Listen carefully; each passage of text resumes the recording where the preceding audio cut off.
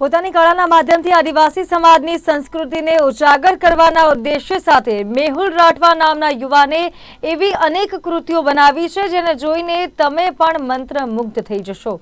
મધ્યપ્રદેશની સરહદે આવેલા છોટાઉદેપુરના ગુનાટા ગામે રહેતો multi talented Mehul Rathwa canvas ઉપર પિઠોરા લખવાનું કામ કરે છે।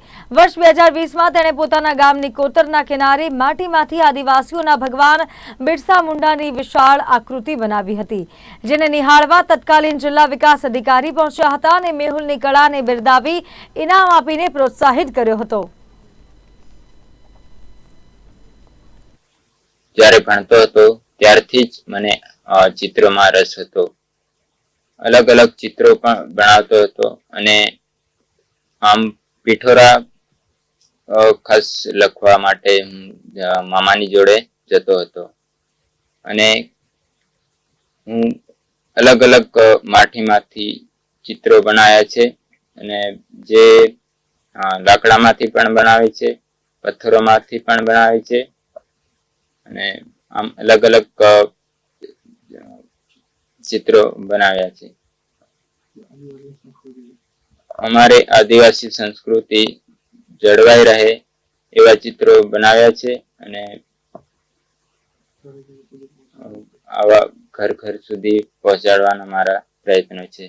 એ મારો છોકરો એને ભણાયો અને ભણતા ભણતા પછી 10મું સુધી ભણ્યા। પછી અમારા ઘરમાં કંઈ આગળ વધારે એવું હોતું નહીં અમારાથી, એટલે નહીં ભણ્યા। પછી ચિત્ર દોરવા લાગ્યા મારા ભાઈ જોડે જોડે, મામા થાઈના મેહુલના એમની જોડે ગયા। પછી એમ કરતા કરતા જ્યાં પિઠોરા દોરવા ગામડામાં જાય, પછી અહીં મૂર્તિ બનાવવા લાગ્યા। પછી લાકડામાંથી બનાવી ને માટીમાંથી બનાવે, પથ્થરમાંથી બનાવે, એમ કરતા કરતા બધી મૂર્તિ બનાવવા લાગ્યા। તે અમને બધી મૂર્તિ જ બનાવી ગયા અહીંયા દિવાલે, માટીની જ બનાવેલી છે।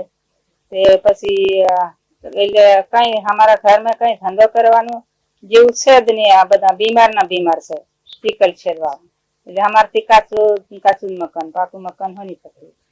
એટલે હવે આવું સરકાર કઈ મદદ કરે તે સહાય મળે તે સારું। નમસ્કાર, મારું નામ જીતેન્દ્રભાઈ પટેલ। આમ તો હું નવસારી જિલ્લાનો વતની છું, પણ છેલ્લા 9 વર્ષથી આ ગુનાટા ગામની અંદર એક શિક્ષક તરીકે ફરજ બજાવું છું। મારા આચાર્ય સાહેબ શ્રીએ જે વાત કરી કે મેહુલભાઈ રાઠવા એ આપણા ભૂતપૂર્વ વિદ્યાર્થી છે, પરંતુ એ સદભાગ્ય મને ના મળ્યું, કારણ કે હું જ્યારે નોકરી પર આવ્યો ત્યારે મેહુલભાઈ રાઠવા શાળા છોડીને બીજી શાળામાં જતા હતા। મારે બસ ફક્ત એટલું જ કહેવું છે કે કલાકાર બનતા નથી, પણ કલાકાર એ જન્મ લે છે, જે આ મેહુલભાઈ રાઠવાએ સાબિત કરીને બતાવી। ખરેખર એમની જે કલા છે એ કલા ખૂબ જ સારી છે, જે દરેક વ્યક્તિને નથી મળતી। મારે ફક્ત આપના માધ્યમથી એટલું જ કહેવું છે કે આ મેહુલભાઈ રાઠવાની જે ઘરની પરિસ્થિતિ છે એ ખૂબ જ ખરાબ છે। આ જણાવ્યું કે એમના ઘરના પરિવારમાં 5 સભ્યો છે અને દરેક સભ્યો સિકલ સેલથી બીમારી છે, સિકલ સેલની। તો એમનું ઘરનું જે ગુજરાન ચલાવવા વાળું કોઈ હાલમાં છે નહીં।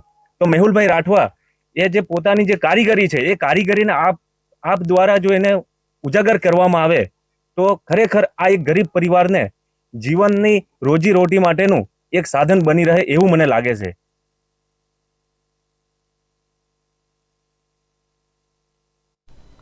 મહેસાણા